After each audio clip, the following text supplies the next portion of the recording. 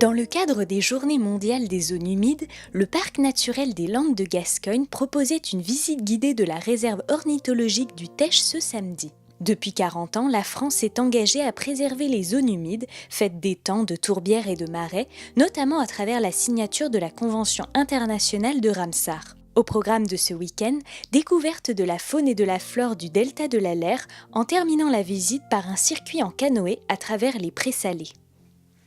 La Journée mondiale des zones humides nous permet en fait d'accueillir du public et de parler en fait d'un enjeu majeur qui sont la disparition des zones humides à l'échelle mondiale.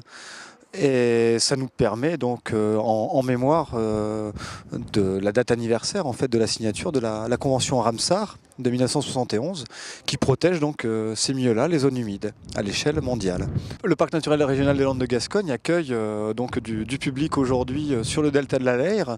notamment au niveau de la réserve ornithologique du Teche, pour également faire une petite balade de découverte du delta et de ses paysages, et surtout de ses fonctions en fait, et de ses services rendus par cette zone humide. Ce qui nous intéresse, c'est de faire découvrir ces milieux-là,